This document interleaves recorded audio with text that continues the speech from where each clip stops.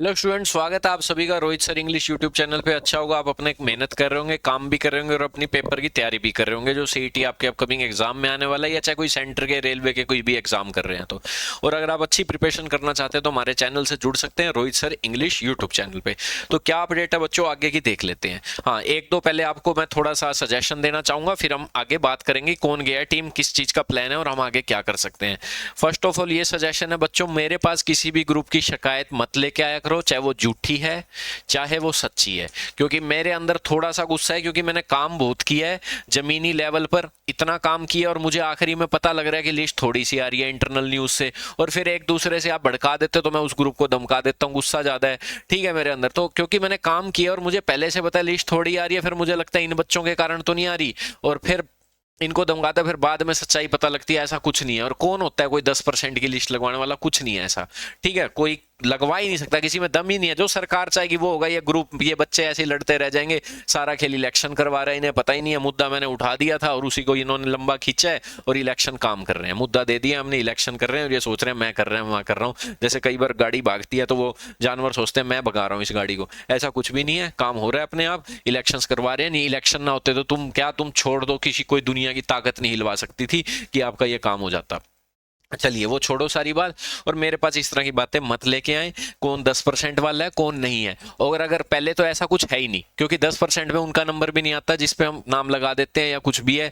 और मैं इसलिए गुस्सा कर जाता हूँ क्योंकि मैंने जमीनी लेवल पे बहुत चीजें देखी हैं, काम किया, और एकदम से अब मुझे पता लग रहा है लिस्ट कम की है तो दिक्कत रहती है मुझे, कि लगता है इसने तो नहीं करवाया, पर सच्चाई कुछ और है। सरकार का कुछ अलग मुद्दा है, इसलिए शायद वो लिस्ट लगाना नहीं चाह रही, शायद इसका पैसा लगता है आके चीजों का। ठीक है, सैलरी भी देनी पड़ती है और भी बहुत चीजें हैं। तो ये है असली न्यूज, किसी के कहने से 10% नहीं लग सकती, और अगर लग सकती है तो फिर आप भी, मैं भी जोर है, आप 90% वाले बनो और जाओ आप भी दो।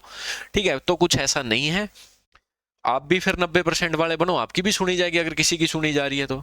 जबकि ऐसा है नहीं कुछ। ठीक है, तो आपस में लड़ना, एक दूसरे को इधर उधर करना बंद करो, क्योंकि मुझे तो ऐसा लगता है कि इस गंद में मैं फंस गया, निकलना चाह रहा हूं मैं इससे, कभी रिजल्ट आए और मैं निकलूं। पता नहीं अजीब से लोग हैं, अजीब से बच्चे हैं, टीचर को टीचर नहीं समझते हैं, कोई बोलने की एजुकेशन नहीं है। मैं दिल्ली मुखर्जी नगर में पढ़ाता था, ऐसा नहीं था माहौल। जो यूपी बिहार के बच्चे आते थे बड़ी इज्जत करते थे टीचर्स की, यहाँ को टीचर नहीं समझते, ऑनलाइन आके गालियां देते हैं, तू कोर्स बेचता है, तू ये है, तू चोर है। अरे क्या है, उसका बिजनेस है। जैसे एक जूते वाले का बिजनेस होता है जूते बेचना, किसी का बिजनेस होता है तो उनका बिजनेस है टीच करना। ठीक है, तो वो बिजनेस करेंगे, आप रोक नहीं सकते। जैसे आप पढ़कर नौकरी लगोगे, मैंने नहीं देखा कोई भी बच्चा नौकरी लगा है तो अपने टीचर को 1 महीने की भी सैलरी देने आया है। तो ऐसे ही वो कर कमा रहे हैं, अपना काम छोड़कर आपको पढ़ा रहे हैं, वो भी खुद पढ़ सकते हैं नहीं, आपको पढ़ा रहे हैं, टाइम लगा रहे हैं, अपना घर चला रहे हैं। तो छोड़ो इन चीजों को, थोड़ी इज्जत करना सीखो।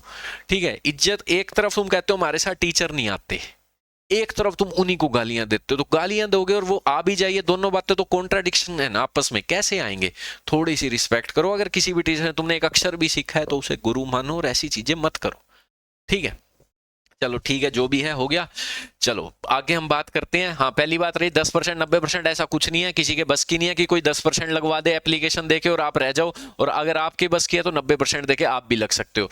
ठीक है, और जो भी किसी के ग्रुप से गया है वह, कोई भी ग्रुप सच्चा है तो वो वापस भी आ जाएगा, किसी के कहने से कोई इधर नहीं जाता कोई उधर नहीं जाता। अगर आप में सच्चाई है तो वो लोग वापस भी आ जाएंगे आपके ग्रुप की तरफ, ऐसा कुछ भी नहीं है। लड़ाई झगड़े बंद करो, मेरे पास तो लेके ना आना कोई शिकायत। अगर तुम्हारे पास कोई शिकायत है भी तो अपने तक रखो, सिर्फ अपने तक। क्योंकि मुझे लगता है जैसे कोई मुझे बताता मैं गुस्सा क्यों कर जाता हूँ, मुझे लगता होगी भाई सच्चाई तभी बोल रहा है अगला, मैंने तो ये झूठ वूठ सीखा नहीं है जिंदगी में। ठीक है, होगी सच्चाई, मैं धमका देता हूँ उनको, फिर बाद में दिखता है ये तो ऐसे ही था सर, क्यों धमकाया इनको, ये ऐसा कुछ था ही नहीं, सच्चाई है ही नहीं, सरकार का रीजन कुछ हो रहा है। जब मुझे पता लगा, ग्राउंड लेवल पे बात की मंत्री से कि भैया रीजन कुछ और है रिजल्ट कम देने का, ये बच्चे नहीं है, किसी की एप्लीकेशन नहीं है। मैं सोचा ये एप्लीकेशन, एक तो सरकार नहीं देना चाह रही, ऊपर से एप्लीकेशन दे रहे हैं तो डबल वो हो जाएगा, इसलिए थोड़ा कह देता हूँ। बट ऐसा कुछ नहीं है, कोई 10% दे ही नहीं सकता।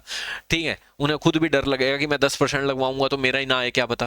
तो ऐसा कुछ नहीं, आपस में लड़ना झगड़ना बंद करो, थोड़े दिन है, काम करो अपना। ठीक है, और मैं अगर एंड ऑफ कंट्रोवर्सी कर रहा हूं तो कम से कम ये कहना तो बंद करो अब एंड कर रहे हैं। अरे एंड करने में ही खुश हो जाओ, अब एंड क्यों कर रहे हैं, इनको इससे भी दिक्कत है।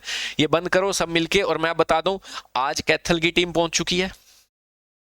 ठीक है, वहां पर कुछ 10-15 जने, और फिर इस कल बड़ी संख्या में लोग जा रहे हैं, पलवल वगैरह से जा रहे हैं, कुछ गर्ल स्टूडेंट भी जा रही हैं, भारी संख्या में जा रहे हैं। और आप भी 8 तारीख को सुबह सुबह पहुंच जाओ। और 7 को ये निकल रहे हैं, पलवल वाले आज ही निकल जाएंगे शाम को, कैथल वाले तो आज ही मिल रहे हैं और ये निकल जाएंगे 7 को। ठीक है, आज निकल जाएंगे शाम तक और 8 को ये सुबह सुबह मिल लेंगे। सबको जो भी मीटिंग होनी है हो जाएगी। और मीटिंग में क्या क्या मुद्दे हम पॉइंट रख सकते हैं, तो मैं सीधी बात बता देता हूँ। पहली चीज, सीधा चेयरमैन साहब कहेंगे 10% की वेटिंग लग सकती है, बाकी इनकी नहीं लग सकती, जो मेरा कानून कहता है ये है। तो कानून की बात, तो पहला पॉइंट तो आपने यही बोलना है, सर 2019 में कैसे लग गई, फिर मतलब इतने की ग्रुप डी की पुलिस की कैसे लग गई 10 से ऊपर। दूसरी चीज, सर आपके पास डाटा ही नहीं है। मतलब डाटा ना होने का मतलब यही है ना कि अभी हमें पता ही नहीं है कितने लोग छोड़ के चले गए। और जब कोई लोग छोड़ के ही नहीं गए, 100 में से 100 लोग काम कर रहे हैं, तो 10% भी नहीं आना चाहिए डाटा आपके पास। 10% का मतलब है 1600 कुछ लोग, तो ये कैसे कहां से आ गए? क्या ये HSSC या आसपास कहीं काम करते थे जो इनका डाटा पता लग गया?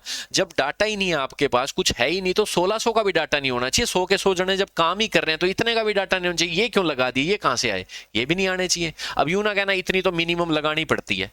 अरे क्यों मिनिमम लगानी पड़े? कहीं लिखा हुआ है क्या कि एक बार नौकरी दे देनी है फिर दोबारा देनी है नौकरी 10% को? कहां लिखा हुआ है? 100 के 100 जने काम कर रहे हैं तो मैं नहीं निकालूंगा वेटिंग। मेरे ऑफिस में 100 के 100 जने काम कर रहे हैं, मान लिया कर रहे हैं, मैं वेटिंग शब्द लाऊंगा ही नहीं कि हाँ 100 के 100 काम कर रहे हैं, 10 साल काम करेंगे, 20 साल काम करेंगे, मैं क्यों लगाऊं वेटिंग? वेटिंग लगाई तब जाती है कुछ खाली हुआ है, और कुछ खाली हुआ है तो 1600 ही खाली हुए हैं क्या, बाकी क्यों नहीं हुए? तो ये एक क्वेश्चन रहते हैं जो चेयरमैन साहब से पूछे जा सकते हैं। ठीक है, दूसरी चीज, हाँ रिपीटिशन कैसे रोके? रिपीटिशन, और आपका रिजल्ट आने का एकमात्र तरीका है, जैसे 2697 का आया, सेम इसी तरह से 8-10 हजार का आ सकता है सीधा। जैसे इन्होंने इसकी लिस्ट लगाई स्कोर कार्ड के बेस पे, इनमें तो इन्होंने सीधी लगा दी थी, ये नहीं कोई रिपीटिशन नहीं देखी, कुछ नहीं देखा, सीधा ही 8-10 हजार की लगा दी, ऐसी लगा जा सकती है। बट रिपीटिशन कैसे रोका जाए? नहीं तो फिर 4000 खाली हो जाएंगे। कैसे रोकी जाए रिपीटिशन? तो आप, कई लोग कह रहे थे रजिस्ट्रेशन नंबर दे दो सी का, जिसने सी दे रखा है, जिसने डी दे रखा है, इस डाटा बनाया जा रहा है, कुछ नहीं होना उस डाटा से, वो लॉजिक ही नहीं है कोई। अगर रजिस्ट्रेशन नंबर दे दिया सी का, और क्या पता सरकार कर भी जाए, कर जाए तो बाद में केस हो जाएगा।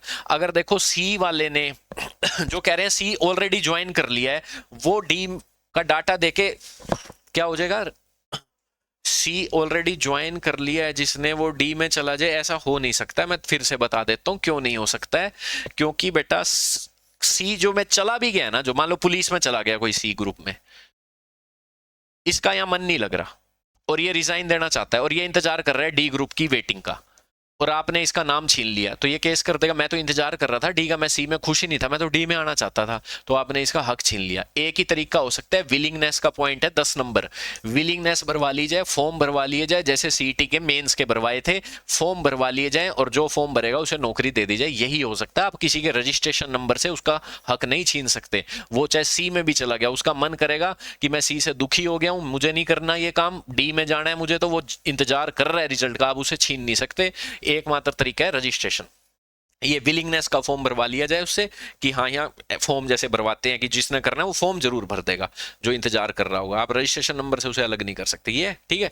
तो भारी संख्या में 8 तारीख को पहुंच जाइए आप, सुबह सुबह आज निकल जाइए, चाहे कैसे भी शाम को पहुंच जाइए, और 8 तारीख को सारी चीजें हो जाएंगी क्लियर।